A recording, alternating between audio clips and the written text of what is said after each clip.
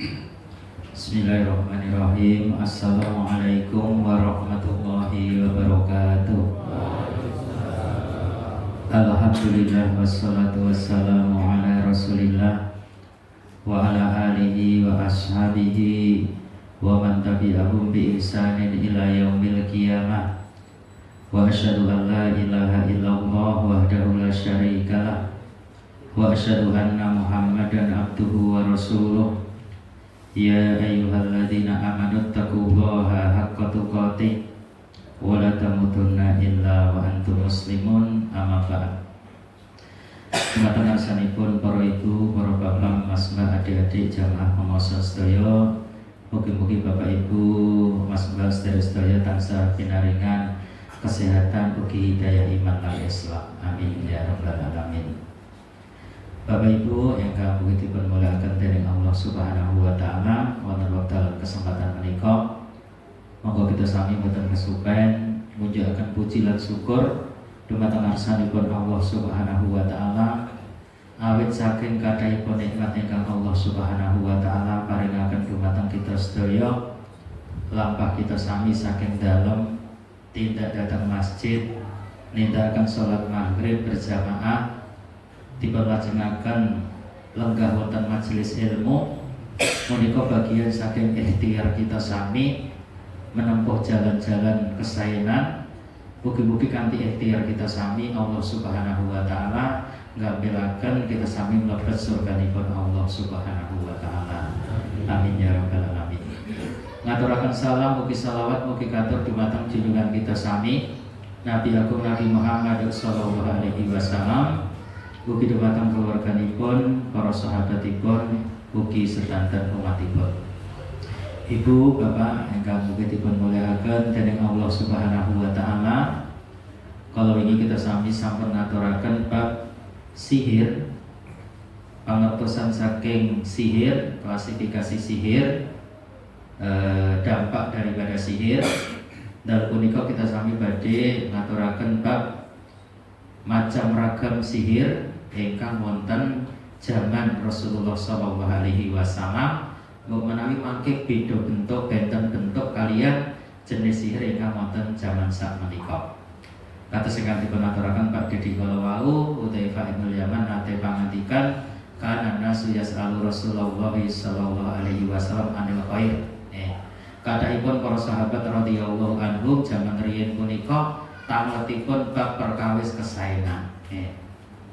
Salajengipun kula tamu dumateng Rasulullah sallallahu alaihi wasallam bab keburukan.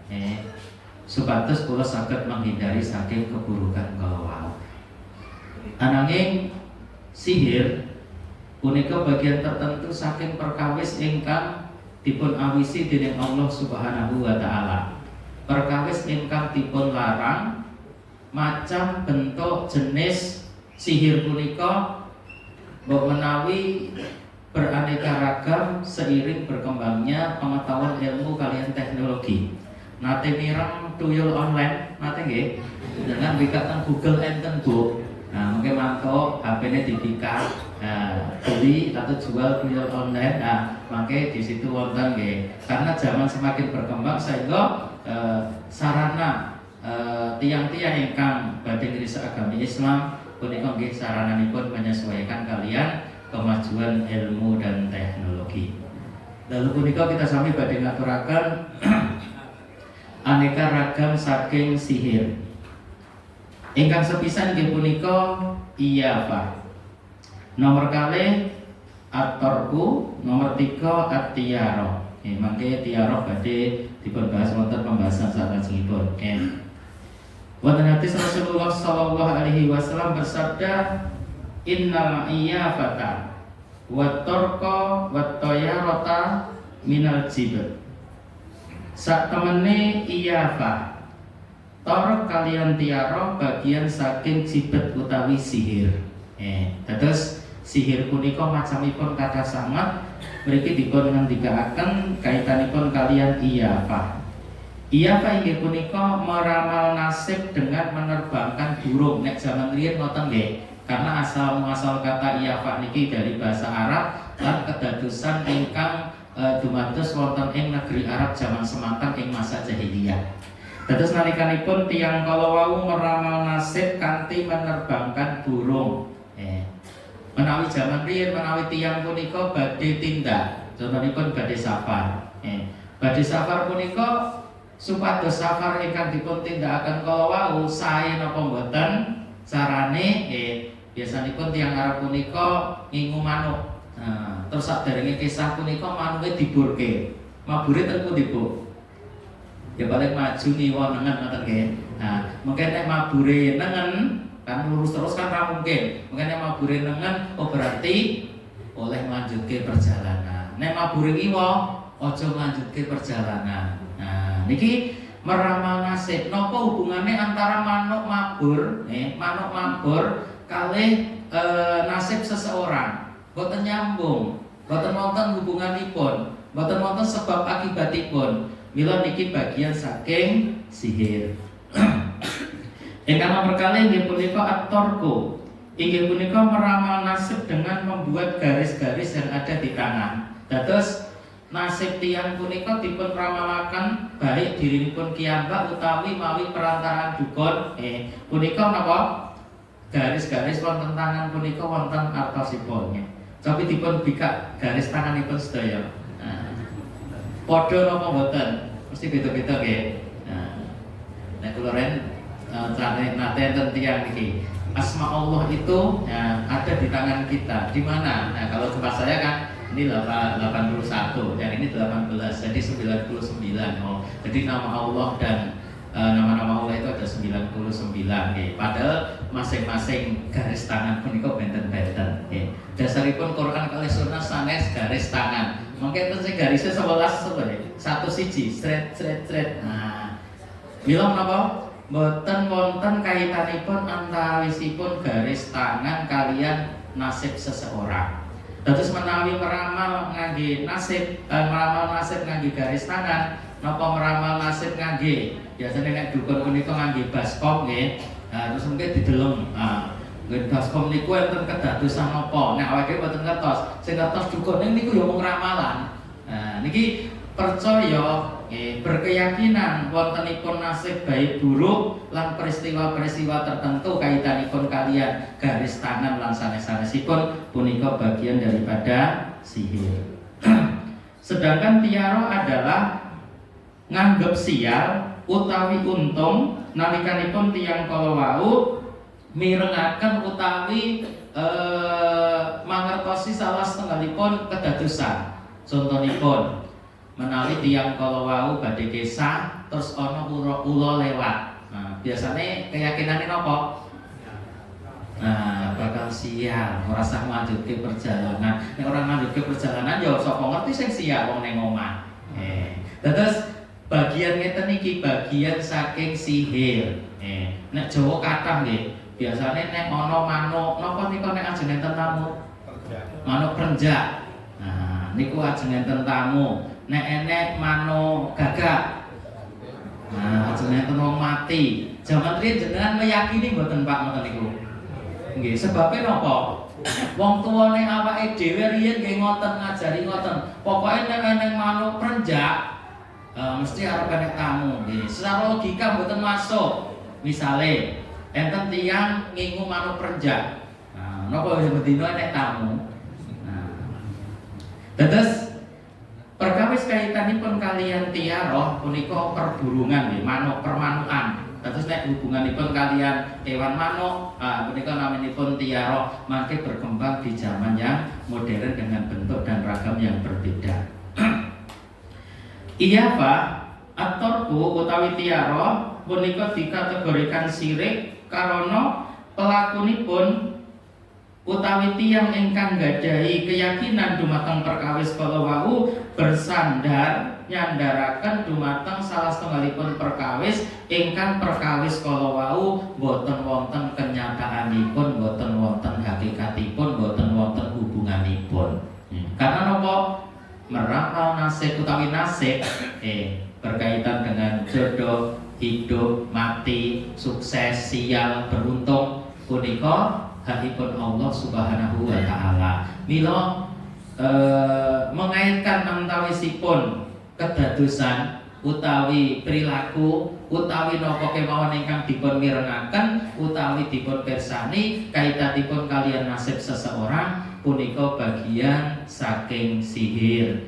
Ageng lan alitipun gumantung ageng alitipun kepercayaan tiyang kala dumateng perkawis ingkang dipun lampahi kala wau.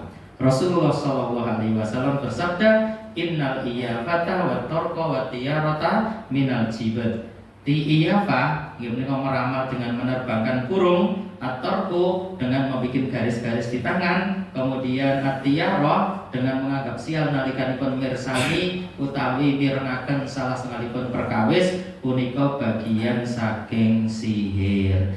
Dosa lan keharamanipun sebesar keyakinan ingkang dipun yakini tiyang kala wau. Nomor sepisan kala wau menika iyafa atorku atiyara, utawi 1 2 3. Nomor kali ilmu nujum atau ilmu perbintangan. Kemutan zaman riyen nggih zaman dereng enten HP. Biasane napa? Nek enten tiyang niku laire bulan niki. Nah, misalnya laire bulan September, bintangnya apa? Virgo, kok ngerti? Terus kali bintang lo terus diramal.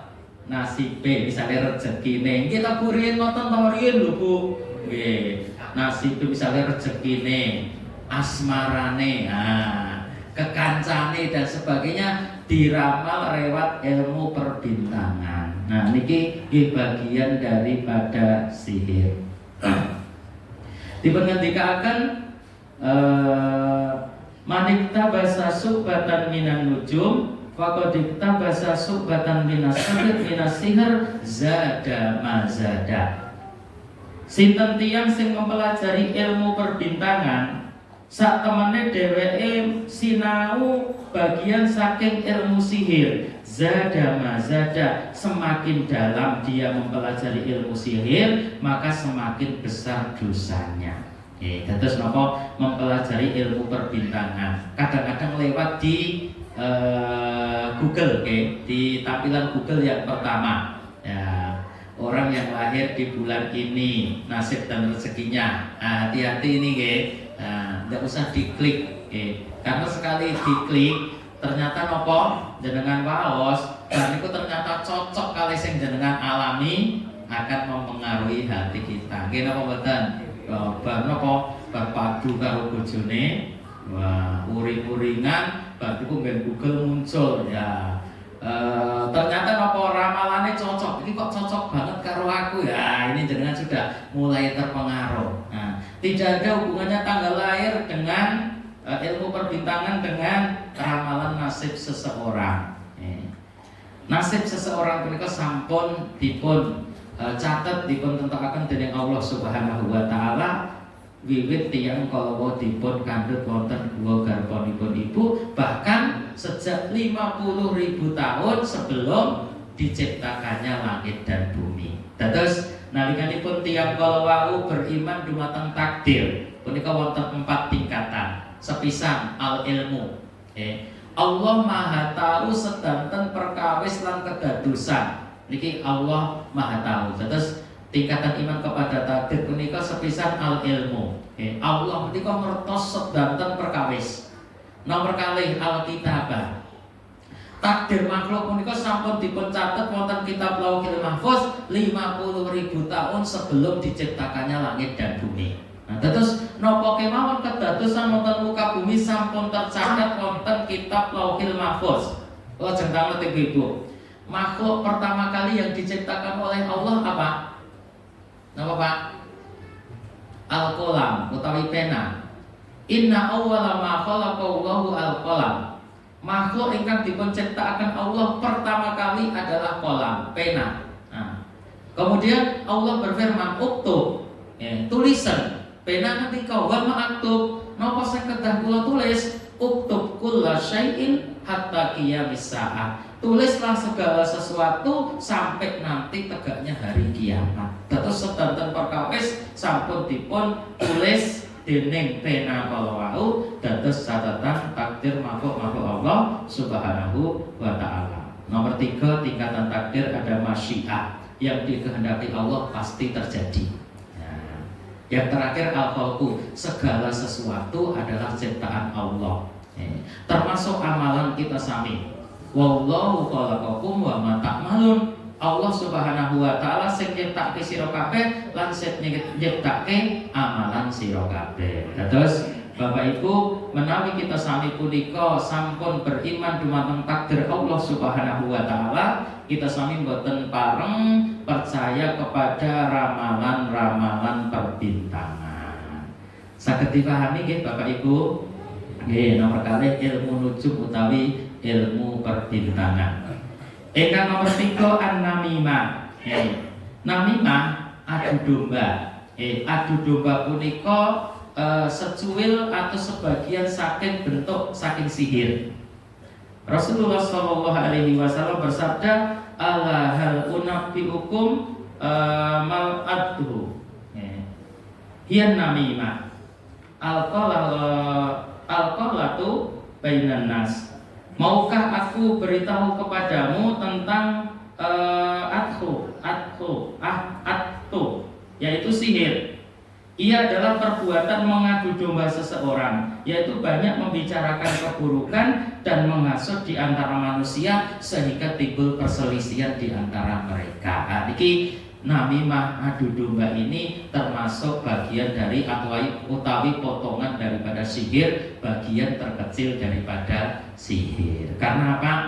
Dengan ucapannya dia bisa mengadu seseorang dengan orang lain sehingga timbullah perpecahan, perselisihan, rusaklah hubungan di antara dua orang yang saling bersaudara.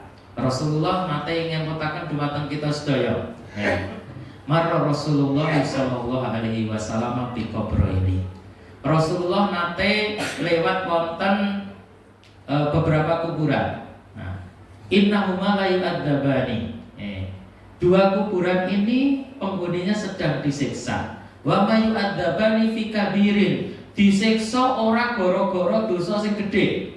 Amma ahaduhuma fakana la yastatiru minal baul. Sing sepisan tiyang sing disiksa wonten kubur kala wau tidak bersuci, boten sesuci nalikanipun buang hajat. Ini bahaya.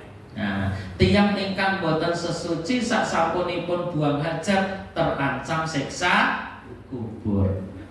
Wa kanal akhar yamshi binamimah. Tiyang sing nomor kalih orang yang suka namimah, suka mengadu domba. Lah, ternyata mengadu domba ini bagian daripada sihir. Maka hati-hatilah bahwasanya kita dilarang untuk suka mengadu domba orang lain, karena mengadu domba orang lain punika bagian saking sihir.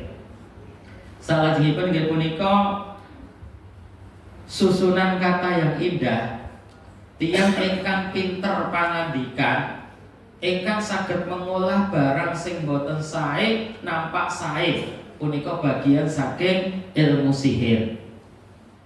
Rasulullah Shallallahu Alaihi Wasallam bersabda, inna minal bayani lasihra. Sesungguhnya di antara kata-kata yang indah terdapat di dalamnya kata yang bisa mempengaruhi seseorang sehingga dia disebut sihir. Dados perkawis nalikanipun tiyang fasih lesanipun untuk berbuat atau mengucapkan keburukan. Dados Ibnu Umar kalau ketika akan bahwa Rasulullah Shallallahu Alaihi Wasallam bersabda, inna minal bayani lasihra. Satemene susunan kata yang indah, ya, yang diputar balikkan kebenaran menjadi keburukan atau semisalnya, maka dia bagian daripada sihir. Hadis riwayat Imam Bukhari dan Muslim. Sebagaimana pendapat para pakar bahasa Al-Azhari yang mengatakan akar kata sihir maknanya memalingkan sesuatu dari hakikatnya. Maka ketika ada seorang menampakkan keburukan dengan tampilan kebaikan dan menampilkan sesuatu dengan tampilan yang tidak senyatanya, maka dia dikatakan telah menyihir sesuatu. Sehingga kadang-kadang kita ini terpengaruh dengan sesuatu yang tidak semestinya. Ini juga bagian daripada sihir. Kemudian ditambahkan yaitu membuat buhul dan meniupnya. Wamin sarin nafasati fil uqadnya. Jadi pada sihir itu adalah wanita-wanita yang suka meniupkan buhul, ya, meniupkan sesuatu pada buhul. Nek zaman riyen punika biasanipun menawi tiyang punika badhe dipun sihir punika wonten medianipun. Nah, bisa berupa buhul. Buhul itu adalah sesuatu yang diambil saking tiyang ingkang badhe dipun sihir. Saged rasukanipun, klambine, selonone, rambute, kukune, atau bagian tubuh atau pakaiannya. Niki saged dipun ginakaken kagem sihir. Nah, mangke napa?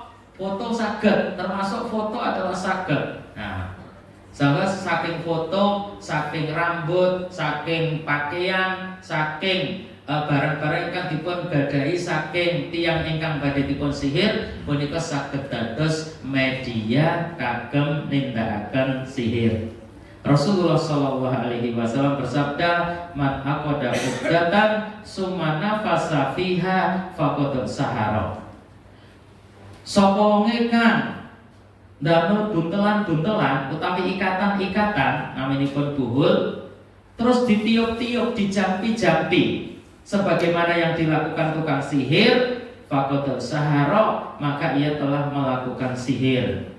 Wa man sahara faqad asyraka. Sapa wong sing nindakake sihir berarti dheweke wis nyekutake Allah Subhanahu wa taala. Wa man ta'allaqa syai'an wukila ilaihi. Sapa sing bergantung kepada sesuatu, menggantungkan sesuatu, menggantungkan benda, terus benda kalau dipun dadosaken sarana utawi jimat utawi media kagem hal-hal tertentu, maka dia telah bersandar kepada benda itu. Dados jimat utawi termasuk mantra-mantra, termasuk perkawis-perkawis ingkang biasanipun wujudipun saged berupa ucapan mantra utawi saged berupa benda ingkang nanti kita sami terangaken. Biasanipun benda tertentu ingkang dipun gantungaken ning dipun yakini benda kala wau saged paring manfaat utawi saged menolak mandorot, niki juga bagian daripada sihir. Hadis riwayat Imam Nasai dan Imam Tirmidzi. Niki sihir kalian macam-macamipun. Dosanipun pripun? Kalau ini sampun kita sami terangaken, gumantung kalian keyakinan tiang kala wau dumateng perkawis ingkang dipun yakini. Menawi tiyang kala wau nggadahi keyakinan bilih benda niku sing saged maringi manfaat, benda niku sing saged menolak madharat sanesipun Allah, niki naminipun syirik akbar. Ananging menawi benda kala wau namung dados sarana, namung dados sarana ingkang maringi manfaat, ingkang maringi madharat, punika Allah Subhanahu wa taala lewat sesuatu yang tidak masuk akal, niki nanti masukipun syirkul asghar, syirik kecil. Ning syirik kecil punika saged dados pengantar mangke dados syirik ingkang ageng. Mila hati-hati para bapak, para ibu, supados kita sami punika saged terhindar saking perkawis sihir sing alit napa melih sing ageng. Fa innal jibala minal hasa, karena perkawis dosa yang besar berasal dari dosa yang kecil. Materi kita sampun rampung. Insyaallah ini kita sami lajengaken bab tiara. Inggih punika tiyang ingkang mirengaken salah satunggalipun perkawis utawi mirsani salah satunggalipun perkawis terus dipun dadosaken sandaran menawi sing dimirengke. Nek sing dimirengke contone napa? Tekek misale ya.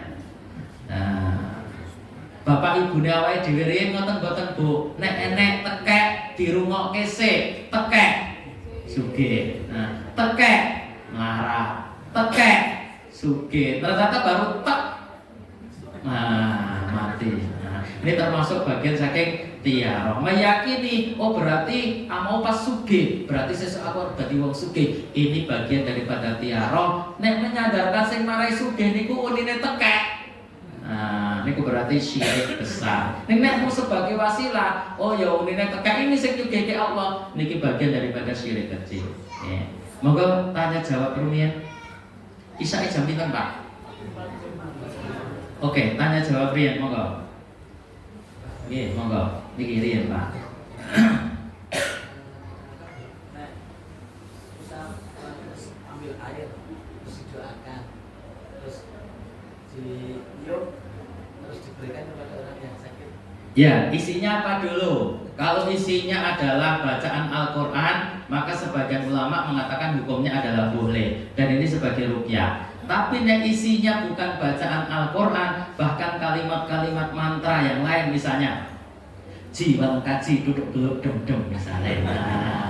Terus diombake gen marai rezekinya lancar, ini adalah syirik. Ya. Tapi kalau yang dibacakan ini adalah kalimat-kalimat ruqyah, ya, maka Rasulullah pernah melakukannya. Disuruh membacakan surat Al-Fatihah, kemudian ditiupkan di air sebagai pengobatan daripada sihir. Kalau yang dibacakan ayat Al-Quran hukumnya boleh, ya. Tapi Al-Quran sebaiknya dibaca bukan dengan media ini, karena Al-Quran itu bisa sebagai obat, baik obat fisik, ya, atau obat batin atau obat hati, ya, atau sebagai penenang daripada jiwa dan pikiran kita. Dan terus tergantung sing diwaoske nggih Pak. Sepisan tergantung sing diwaos niku wau napa. Nomor kali tergantung keyakinan tiang kalau dumateng niki wau, air minum niki wau. Nek misalnya tiang kalau meyakini pilih tak ombeni banyu ruqyah bismillah iki, ya mari, nek bukan karena Allah, ini syirik besar, ya. Tapi kalau memang media yang digunakan ini adalah karena bacaan Al-Quran, ya, maka hukumnya ini adalah boleh, ya. Tapi tetap menyandarkan kesembuhan itu berasal dari Allah. Dan terus misalnya kata jangan nanti sari tomaruknya, kemudian ditiupkan di misalnya dibacakan Al-Fatihah, ditiupkan di gelas, kemudian diminumkan. Hukumnya adalah boleh. Kalau yang dibacakan adalah ayat-ayat Al-Quran. Tapi kalau dibacakan mantra-mantra yang tidak jelas atau campuran dari ayat Al-Quran yang dicampur dengan bahasa-bahasa yang lain yang tidak jelas, maka hukumnya adalah tidak boleh. Besar kecilnya dosa tergantung besar kecilnya sesuatu yang dijadikan sarana untuk sesuatu tersebut. Ngaten Pak. Oke, monggo Pak. Percaya dengan bermimpi itu juga termasuk siapa? Percaya dengan mimpi itu boleh apa tidak? Pertama, apabila kita mimpinya baik, maka boleh diceritakan kepada orang lain untuk memberikan motivasi. Ya, misalnya mimpi, misalnya seorang pemuda mimpi kemudian diterima di sebuah perusahaan. Ini boleh diceritakan kepada orang lain, kemudian untuk memotivasi dirinya. Ini hukumnya boleh. Tapi kalau mimpi itu jelek tidak boleh diceritakan. Dulu ada nabi siapa yang bisa menafsirkan mimpi? Nabi Yusuf. Tapi Nabi Yusuf bisa menafsirkan mimpi itu dengan izin Allah, ya, bukan semata-mata karena Nabi Yusuf menebak-nebak. Ilmunya itu bersumber dari Allah. Tapi mimpi tidak bisa menjadi syariat. Mimpi tidak bisa menjadi dasar hukum. Mimpi tidak bisa menjadi bagian daripada hukum syariat yang kita laksanakan. Misalnya ngimpi, aku ngimpi bertemu dengan orang soleh, kemudian mimpinya itu wis rasa sholat meneh karena dosamu wis diampuni. Jadi ya mimpi semacam ini tidak boleh dijadikan acuan sebagai syariat. Tapi kalau mimpinya itu baik boleh diceritakan untuk memotivasi diri, ya. Tapi kalau mimpi yang jelek itu tidak usah diceritakan kepada orang lain, nanti malah membuat hati gelisah dan membuat hidup kita tidak nyaman. Karena mimpi itu masing-masing mimpinya sama, dialami oleh orang yang berbeda, maka hasilnya adalah berbeda. Jadi misalnya Nabi Yusuf bermimpi melihat 11 bintang, bulan dan matahari bersujud kepada dirinya. Ini kalau yang mimpi Nabi Yusuf, karena ini adalah pemberitahuan dari Allah Subhanahu wa taala, maka ini adalah bagian daripada kabar dari Allah. Tapi kalau yang mimpi kita tafsirnya bisa sama, bisa jadi tidak. Misalnya gini, karena kita barusan baca kisah Nabi Yusuf, barusan baca bukunya, terus awak dhewe ngimpi ono 11 bintang matahari dan rembulan sujud kepada kita, ya, oh berarti akan terjadi begini. Maka ini tidak benar. Intinya mimpi bukan merupakan hukum daripada syariat. Contoh, Enten wong ngimpi nangis. Apa nek nangis niku mesti sedih? Mboten. Mimpi nangis karena mendapatkan anugerah sampai dia mengungkapkannya dengan nangis. Ya. Enten wong ngimpi guyu cekakaan, apa mesti seneng? Mboten, ngimpi edan.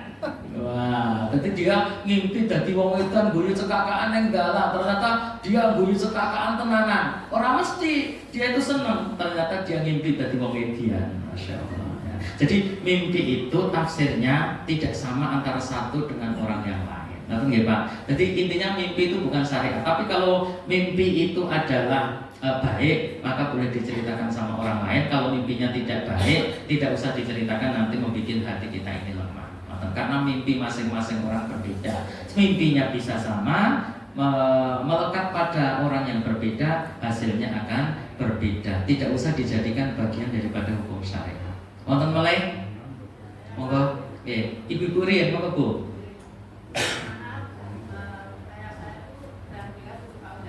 Ya. Ya. Terus setelah 3 hari itu saya mimpi ketemu bapak saya. Heeh. Termasuk bagaimana? Iya. Ya. Biasanya ya, mimpi itu bergantung aktivitas yang dilakukan sebelum tidur, gitu ya. Ya, biasanya seseorang itu akan mimpi bergantung aktivitas yang dia lakukan sebelum tidur, gitu ya. Maka sebenarnya pokok dasar daripada mimpi bukan merupakan bagian daripada syariat. Bisa jadi jenengan itu kangen kali bapaknya. Jadi sebenarnya karena Pak mimpi itu bukan bagian daripada syariat. Ya, karena ada orang mimpi kados mimpine jenengan Bu, mimpi ketemu bapake. Nah, padha-padha mimpi ketemu bapake. Ternyata napa? Bapake niku nembe kisah tebih. Nah, ternyata suwe ra bali ngimpi bapake arep bali. Kan beda hasilnya kali mimpine jenengan. Sehingga mimpi bukan merupakan bagian daripada syariat. Intinya apa? Bahwasanya ketika kita mimpi baik, ya mungkin kita diingatkan oleh Allah Subhanahu wa taala kewajiban baik yang harus kita lakukan. Misalnya kita harus sering istighfar kepada Allah Subhanahu wa taala. Ada sebuah hadis yang menceritakan tentang tadi malam saya ngisi pengajian di Nitian ya. Itu judulnya Sekeluarga Masuk Surga. Jadi ada orang tua, enten tiang sepuh, niku amal baiknya itu tidak banyak. Tapi dia banyak diampuni dosanya dan tingkatan derajatnya tinggi. Disebutkan dia bertanya kepada Allah, ya Allah kenapa derajatku bisa menjadi tinggi? Istighfari waladikalaka. Karena apa? Istighfar yang diucapkan oleh anakmu untukmu. Maka apa? Dosa-dosa orang tuamu, dosa-dosa kamu dihapuskan dan derajatmu dinaikkan. Jadi ibu-ibu dan bapak-bapak, ketika kita mimpi apapun, intinya mimpi bukan merupakan bagian dari hukum syariat. Kalau mimpi itu baik, mungkin mengingatkan kita dan memotivasi kita. Intinya ngeten Bu, datang jenengan karena dimimpikan dengan orang yang sudah meninggal dan anggap aja itu adalah sesuatu yang baik, jenengan harus lebih banyak mendoakan orang tua panjenengan, atau suaminya atau keluarganya, begitu intinya ya. Tapi mimpi ini melekat pada seseorang, hukumnya juga atau kejadiannya juga akan berbeda. Intinya mimpi bukan merupakan bagian daripada hukum syariat. Ngoten nggih Bu? Oke, monggo Mas.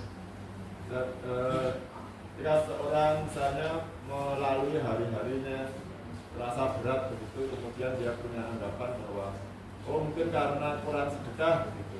Apakah itu termasuk juga dengan anggapan yang keliru? Oh iya. Setiap manusia saben-saben tiyang punika nggadahi masalah, ngoten nggih. Kadang awake dhewe niku jenenge wong sinawang. Penak ya dadi kowe.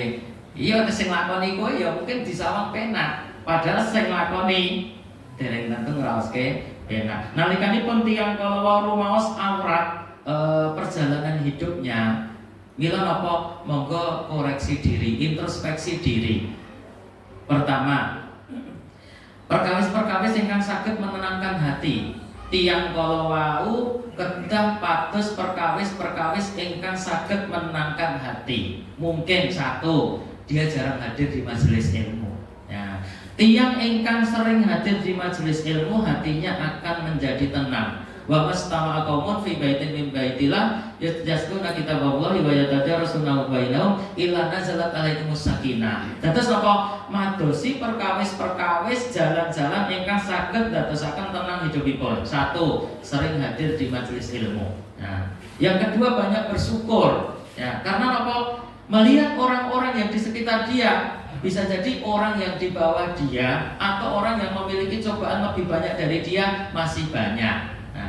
Yang ketiga, banyak berdoa. Bisa jadi kita ini diingatkan oleh Allah Subhanahu wa Ta'ala. Karena kita ini jarang berdoa, jauh dari Allah Subhanahu wa Ta'ala, maka bisa jadi hidup kita menjadi tidak tenang. Kemudian yang keempat, kalau hati kita ini tidak tenang, iringi dengan perbuatan kebaikan. Tidak hanya sedekah. Ngaji bisa menenangkan pikiran dan meringankan beban hidup enggak? Ngaji baca Quran di majelis ilmu iya. Ala bidzikrillahi tatma'innul qulub. Zikir mengingat Allah bisa menenangkan hati. Membaca Al-Qur'an bisa sebagai obat hati yang gundah gulana. Ya, dan banyak berdoa mohon kebaikan kepada Allah. Innal hasanat yudhibna sayyi'at. Sedanten perkawis ingkang sae punika saged dados obat daripada keburukan. Dados sedekah itu hanya satu bagian ya Pak. Nah, jadi sedekah itu hanya satu bagian. Masih ada hal-hal lain yang harus dijalankan, ikhtiar-ikhtiarnya hadir di majelis ilmu, banyak berzikir, banyak berdoa, dan melakukan amal kebaikan-kebaikan yang lainnya. Ngoten nggih?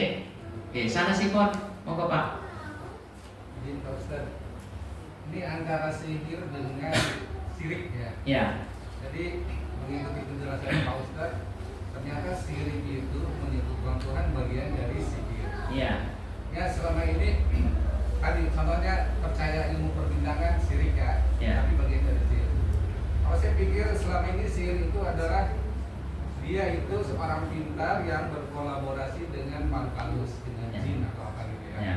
Nah jadi waktu dia membacakan mantra-mantranya untuk seseorang yang dituju, sebenarnya kalau tanpa jin itu kan tidak akan kena sasaran.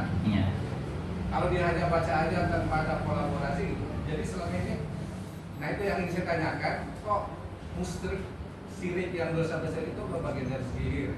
Kemudian yang kedua, karena zaman sekarang ini ada orang pintar yang bisa kolaborasi dengan jin, seperti Nabi Sulaiman kalau memang ada. Iya. Kira itu Pak.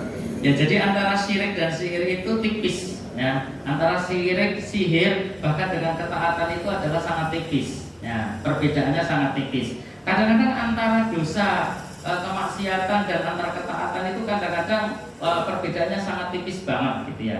Jadi ada bagian daripada itu sebenarnya timbal balik ya. Sihir itu merupakan bagian daripada kesyirikan, tetapi kesyirikan itu tidak semuanya sihir. Ya, jadi hanya hukum umum dan hukum khusus. Kemudian besok pembahasannya tentang dukun, tukang ramal, sejenisnya ditambah tatoyur. Ini ternyata juga merupakan bagian daripada sihir ya. Jadi bab besok adalah tentang tatoyur, kemudian ditambah tentang dukun, tukang ramal, dan sejenisnya. Orang pintar atau yang lainnya misalnya. Misalnya apa? Iya, dengan istilah-istilah lain itu adalah merupakan bagian daripada nama daripada dukun ya. Besok antara kolaborasi antara sihir, perdukunan, kemudian jin dan tukang ramal atau dukun itu besok kita bacakan. Besok ini hadisnya agak panjang sekali ya.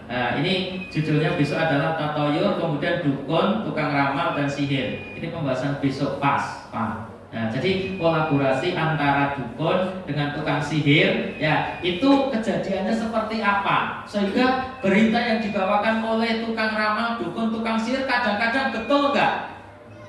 Betul, kadang-kadang. Tapi apa? Yang diterima itu satu yang betul, bohongnya itu 99. Orang mengatakan, oh ini betul, padahal bukan betul, pernah betul. Pernah betul dengan betul beda nggak?